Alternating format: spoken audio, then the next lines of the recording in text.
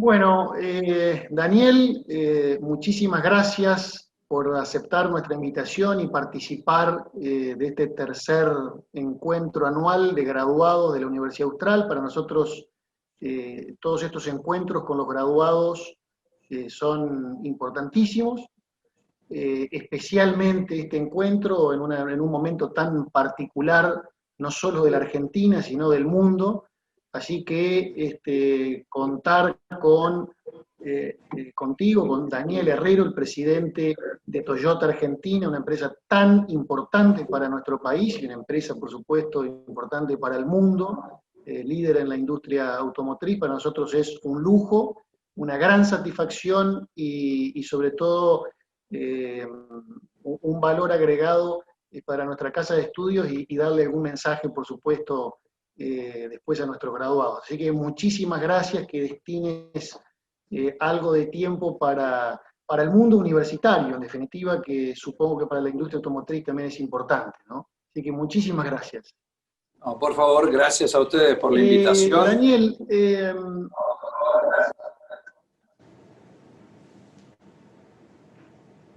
no, perfecto. Daniel, nosotros, bueno, estamos atravesando un momento que en el mundo parece no tener, o al menos antecedentes inmediatos. Siempre en la región tenemos ciertas dificultades, tenemos situaciones difíciles, pero esta es una situación extraordinaria que obviamente le ha tocado al mundo entero. ¿Qué medidas, qué decisiones son necesarias o fueron necesarias en el mundo empresarial y concretamente en el mundo de la industria automotriz en estos momentos tan extraordinarios, tan particulares? Bueno, ahí yo comparto con vos, ¿no? El primer problema, y que es lo más difícil para el ser humano, es que esta pandemia te trajo incertidumbre, porque no había nada cierto. Entonces, cuando arrancamos, obviamente, ¿no? Lo primero que teníamos que hacer era cuidar a las personas, pero teníamos que ser claros sabiendo que nosotros no podíamos evitar el contagio, no podíamos evitar la enfermedad, lo que sí podíamos hacer era minimizarlo. Y por el otro lado, que creo que es algo que deja la pandemia, ¿no? Para poder poner en marcha la planta o las plantas de toda la industria automotriz en la Argentina, se necesitó una madurez muy grande y un diálogo e interacción entre gobiernos, sindicatos y empresas. Para tener una referencia, la planta trabajando en 2 turnos está ocupando alrededor de 4.500 personas físicas en Zárate y alrededor de 35.000 en la cadena de valor. Entonces, para ponerla en marcha tuvimos que hablar con 5 provincias y 42 municipios. El resultado de todo esto fue que en agosto pudimos operar en los 2 turnos y terminar exportando 250 millones de dólares.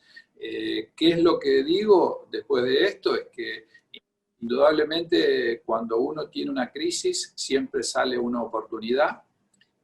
La madurez y el diálogo hace que las cosas vayan bien y creo que eso se aplica hasta para la Argentina. La Argentina cuando dialogó le fue bien.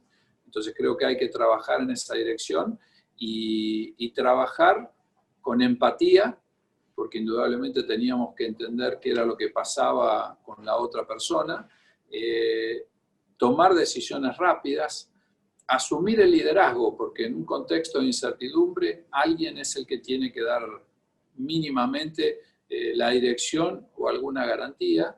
Y un tema que sí aprendimos y que fue fundamental para nosotros era cuidar el estado de salud de la cadena de valor. Era imposible pensar en el futuro si nosotros no teníamos viva la cadena de valor. Entonces creo que si yo tengo que decir, se trabajó muy rápido, de manera creativa, decidiendo y liderando en la crisis la situación, cuidando a las personas, pero siendo conscientes de que esta pandemia todavía no tienen claro cuál es la solución. Lo que sí se puede hacer con un buen protocolo y siendo responsables, minimizar los efectos y poder seguir adelante.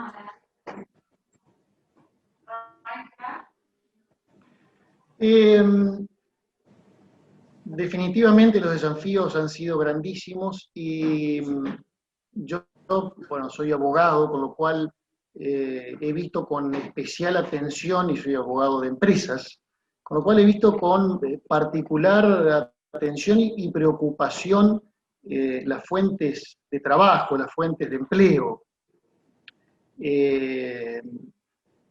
¿Cómo ha atravesado esto Toyota? O sea, ¿ha conservado su cantidad de empleados? ¿Los ha disminuido? ¿Ha aumentado? ¿Cómo ha ido Toyota? ¿Cómo ha transitado el desafío Toyota con lo que es la planta de personas trabajando afectadas al giro de la empresa? En el caso nuestro, por ser fabricante de pick-up para toda Latinoamérica, la demanda seguía firme, la agricultura siguió, la minería siguió, entonces teníamos demanda, nosotros mantuvimos el plantel y todo lo contrario, nosotros incorporamos gente. Cuando arrancamos con nuestro protocolo, más allá de duplicar la cantidad de micros, identificar en qué asiento viaja cada persona para determinar contactos estrechos, nosotros hisopamos a la gente y lo que hicimos fue un protocolo de, ya sea positivo por el hisopado o con algún síntoma, nosotros aislábamos o seguimos aislando al contagiado y a todos los contactos estrechos. Entonces tuvimos que tomar un grupo de gente, de alrededor de 200 personas, para atender los reemplazos de esos contactos estrechos hasta tanto el hisopado les permitiera volver a trabajar o tomar la atención. Pero sí estamos muy preocupados por lo que puede ser la salida de la pandemia. Si yo digo en la cadena de valor de la industria automotriz, y probablemente no vayamos a ver ningún tipo de problemas, pero hay sectores como puede ser el turismo, la gastronomía, que han sido muy, muy afectados y que todavía, por efecto de este distanciamiento social responsable o de cuarentena o como lo querramos llamar, hoy todavía no vemos hasta dónde están las piedras después de que baje el agua. Entonces creo que va a haber un problema grande a la salida. Y ahí es donde tenemos que apelar un poquito a eso que llamamos el capitalismo sustentable, ¿no? Donde uno, además del punto económico, tiene que tomar un poquito de conciencia de lo social y ver cómo arbitramos los medios para que esta salida de la pandemia no sea tan dramática para la economía de Argentina.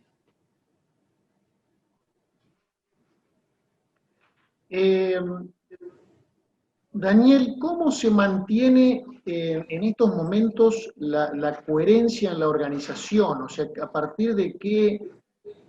Porque, digamos, la actividad empresarial en muchos rubros, y supongo que la industria automotriz no ha sido la excepción, se ha visto en algún punto, bueno, frenada, condicionada. Hay sectores empresariales que definitivamente han estado absolutamente parados hasta el día de la fecha, y sin embargo han seguido adelante los compromisos, es decir, compromisos de distinto tipo, con sus proveedores, con los clientes, con los empleados, compromisos impositivos, etc. ¿Cómo se mantiene esa coherencia que hoy supongo que es mucho más compleja de mantener? ¿Cómo se logra hacer eso? ¿Qué hay que hacer para poder seguir sosteniendo la actividad empresarial? Que, vuelvo a decir, posiblemente tal vez la industria automotriz no sea exactamente el mejor ejemplo, pero hay sectores que siguen, digamos, obligados en el pago de sus distintos compromisos, cumplir con sus compromisos, y al mismo tiempo están bastante condicionadas sus actividades empresariales. ¿Cómo se logra esa coherencia?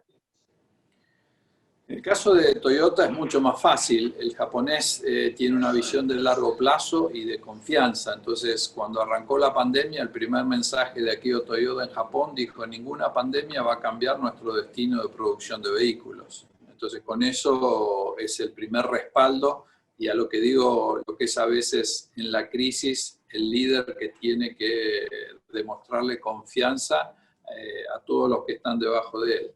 Entonces creo que uno tenía que apostar.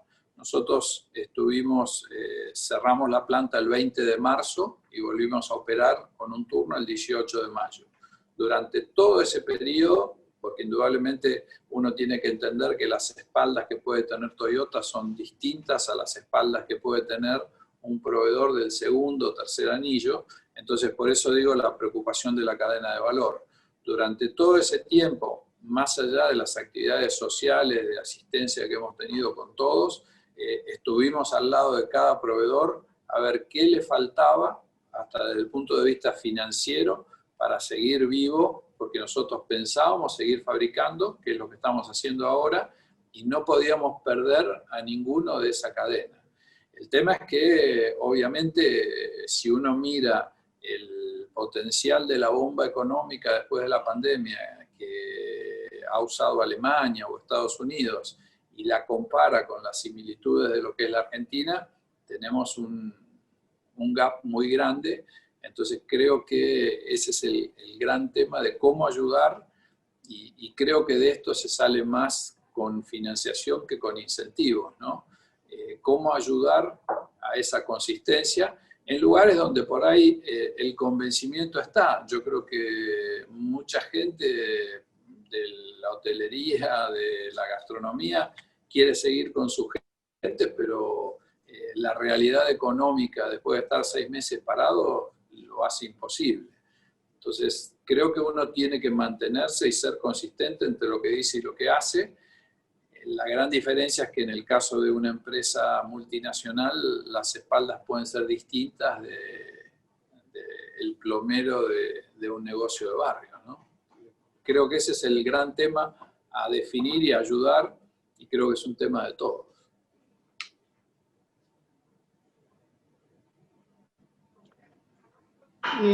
Otro de los temas que me interesaría preguntarte es, bueno, nada, hablando un poco de cambios de paradigmas, ¿no? Y cómo es ese proceso en la industria automotriz, cuáles son los cambios. A ver, pienso en movilidad, todo lo que ha sido movilidad definitivamente se ha modificado sustancialmente, por lo menos ahora, y bueno, hay cambios que vienen para quedarse, hay cambios que son solo transitivos, una visión un poco referida a cosas que vayan a cambiar desde ahora en adelante para siempre. ¿Cuáles son esos cambios? ¿Hay cambios que se modifican y que se quedan para siempre o no? ¿O esto es una etapa solo transitoria y después vuelve todo a antes de la pandemia? No, yo creo que hay cambios que arrancaron antes de la pandemia y la pandemia los aceleró. Desde el punto de vista de la industria automotriz, en el caso de Toyota, nosotros estamos cambiando de ser un fabricante de autos a ser un prestador de servicios de movilidad. Entendemos que hay un porcentaje de gente racional que entiende que su auto está parado el 80% del tiempo, entonces busca alternativas de movilidad que se adapten más a las necesidades. Entonces creo que ese proceso del uso de un car sharing o del auto compartido o del auto alquilado es un concepto que está en camino en todo el mundo y que no va a volver atrás. El tema de la conectividad de los autos, la electrificación de los autos, ese es un camino que no va a volver atrás. Y la pandemia también lo aceleró un poco, porque al no tener la confianza 100% en un transporte público, hay mucha gente que se ha volcado otra vez a una movilidad privada, independientemente de si el auto es propio o rentado o compartido. Y si uno mira los países que empezaron a salir de la pandemia, por ejemplo China, hoy China está prácticamente un 8% arriba en la industria automotriz de antes de la pandemia.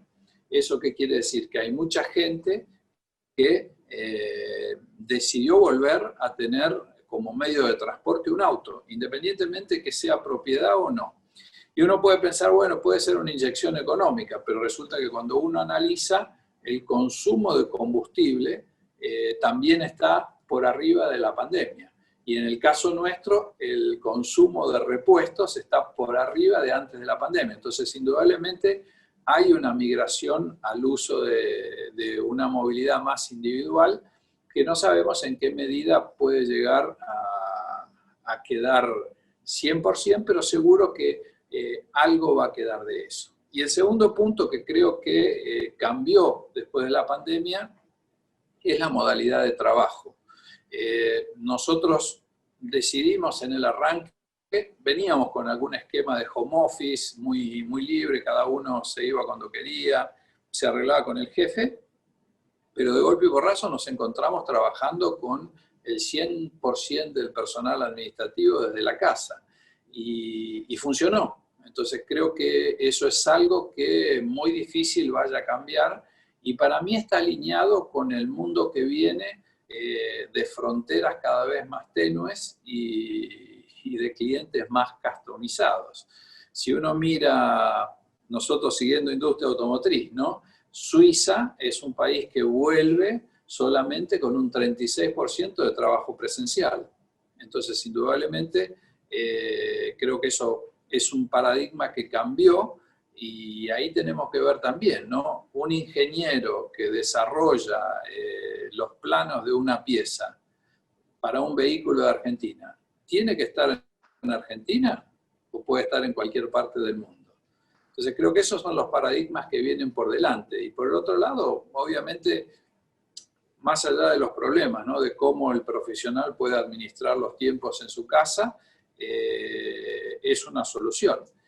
Yo hago el chiste, ¿no? Nosotros estamos en Zárate, la mayoría de los administrativos vienen de Buenos Aires, y yo los jorobo que con la pandemia tienen 2 horas más de Netflix todos los días, porque son 2 horas de commuting que se ahorran, ¿no?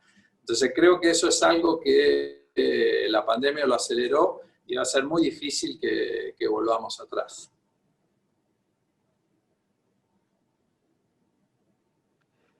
Daniel, hago un cambio un poco en la línea de las preguntas que veníamos y bueno, te confieso que a mí los autos me encantan, es algo que realmente me gusta muchísimo. Tengo algunos autos antiguos, soy de aquellas personas que les gustaría tener un galpón con 30 o 40 autos, aunque sea para verlos. Me encantaría, me parece algo fantástico. Y cuando estudiaba, corría carreras de autos, ¿no? Mientras corría, mi padre era el que afrontaba todos esos gastos, y cuando me recibí me dijo que ahora los gastos ya tenían que correr por mi cuenta, y ahí no me pareció tan interesante, digamos, el deporte. Pero definitivamente uno ve en la industria automotriz una vinculación importantísima de las empresas con la actividad deportiva, con el mundo automotor. Yo he visto montones de competencias nacionales, internacionales, donde la presencia de Toyota es importantísima, carreras de resistencia, bueno, incluso pilotos argentinos representan. ¿Qué tan importante es la actividad deportiva para un equipo? ¿Es algo fundamental? ¿Qué finalidad tiene esa apuesta? Que supongo que es una apuesta de que hay que destinarle muchísimos recursos. Pero ¿cuán importante es esa inversión en tiempos, etcétera? Bueno, ahí vamos a aclarar la contrapartida de ese cliente emocional que yo contaba. Es del cliente racional, es el emocional. El caso tuyo, el caso mío, ¿sí? En donde si pudiésemos tener 20 autos solo para mirarlos, y aunque reneguemos porque no arrancan, porque están sin batería, seríamos felices. Una divertida, en mi caso particular, mi familia no tenía mucha plata, así que yo tuve que hacer el camino inverso y me tuve que convertir en presidente de Toyota para poder manejar autos de carrera. Así que esa es la vuelta. Y el automovilismo, nosotros entendemos que es la vía que nos permite desarrollar mejores recursos humanos como profesionales y como personas, nos permite probar nuevas tecnologías, nos permite probar innovaciones que después van a los autos de calle y de esa manera hacer más fan del automovilismo. Alguien puede decir, pero eso me parece que es muy naif y que no sé cómo se materializa. Entonces yo les cuento a todos el ejemplo de qué puede sentir un ingeniero de Argentina que trabajó a través del automovilismo en Argentina en desarrollar una camioneta deportiva en la Argentina y que esa camioneta hoy se vende en Japón. Entonces, ahí es donde el automovilismo permite hacer cosas, obviamente, ¿no? Porque todo el que está ligado a eso tiene una pasión especial, siente emoción por hacer las cosas, pero indudablemente cuando arrancamos con el proyecto fue un sueño de apasionados y hoy nosotros tenemos asegurado el modelo de Hilux de Gazoo Racing que nació de la Argentina hasta el año 2026. Entonces, indudablemente el automovilismo puede llevar a otras cosas. No solo eso, el hecho del éxito que tuvo la camioneta diseñada por argentinos nos lleva a conseguir la autorización para fabricar un Corolla de Gazoo Racing para la región. Y atrás de eso viene la aprobación para que Argentina sea el único país del mundo autorizado a fabricar autos de TCR para competición en todo el mundo, ¿no? Entonces, eso es parte del automovilismo y cómo se pueden hacer negocios y generar fuentes de trabajo a través del automovilismo. Entonces, la inversión tiene un gran recupero si uno realmente tiene un plan de largo plazo sustentable para, diría, monetarizar esa inversión que uno hizo en el automovilismo.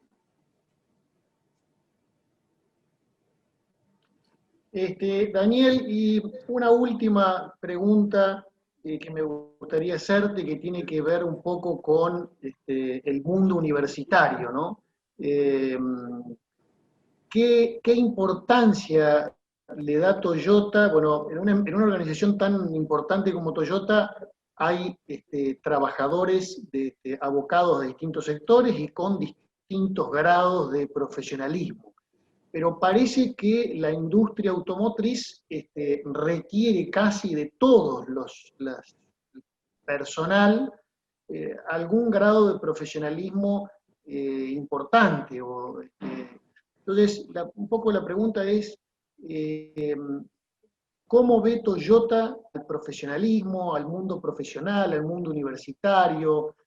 ¿Lo considera como algo fundamental, es parte de su esencia, teniendo presente todo el abanico de empleados que tienen, digamos, ¿no? Desde ingenieros hasta gente, hasta operarios? Pero supongo que también ellos, hasta los operarios, también tienen que tener algún grado de profesionalismo, sobre todo en, bueno, lo que tiene que ver con el armado de un vehículo.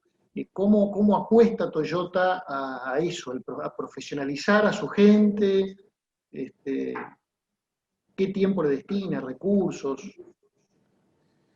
Para nosotros la educación es uno de nuestros pilares fundamentales, ¿sí? Entonces, entendemos que es estratégico. Y si uno ve o analiza, como dijimos antes, los cambios que vienen en la industria automotriz y cómo se van a ir transformando los autos. Si uno piensa un auto de 100 años, era un auto cuyo commodity era el acero. Si lo mira hace 50 años, era de cables. Si lo mira hace 5 o 6 años, de computadoras. Hoy ya estamos hablando de autos que van a ser de plataformas. Una movilidad en donde probablemente veamos alianzas impensadas de compañías que no tenían nada que ver con la fabricación de autos y sin embargo van a estar ligadas al concepto de brindar servicio de movilidad. Entonces, en ese proceso de innovación que vamos a vivir de manera irreversible, y contar con profesionales para manejar esa transición es fundamental y totalmente necesario. Entonces, lo que hemos decidido nosotros es canalizar nuestros esfuerzos a través de 2 universidades en donde tenemos nuestra parte, digamos, administrativa, nuestra parte ingenieril y trabajar muy fuerte en desarrollos educativos no solo para nuestra gente, sino también para la comunidad, ayudar a formar profesionales y ayudar también en la empleabilidad de todos aquellos que están hoy quizás fuera del sistema. Pero de vuelta, la educación es algo fundamental para todos. Un chico que no termina el colegio secundario es un chico que no puede llegar a interpretar un diario. Entonces eso es complicado para el futuro de la Argentina que nosotros queremos. Entonces tenemos que ayudar y de vuelta, ¿no? Uno tiene que ser solidario y tratar de ayudar en función de la suerte que hemos tenido de estar donde estamos y poder hacer lo que hacemos. Entonces yo los invito a todos a cuidar la educación, que es la base de cualquier éxito a futuro. ¿Es un proceso de largo plazo? Sí, lo entiendo, pero es como en la crisis, ¿no? El que primero da es el que primero cobra. Entonces creo que es el momento de dar para cobrar más adelante.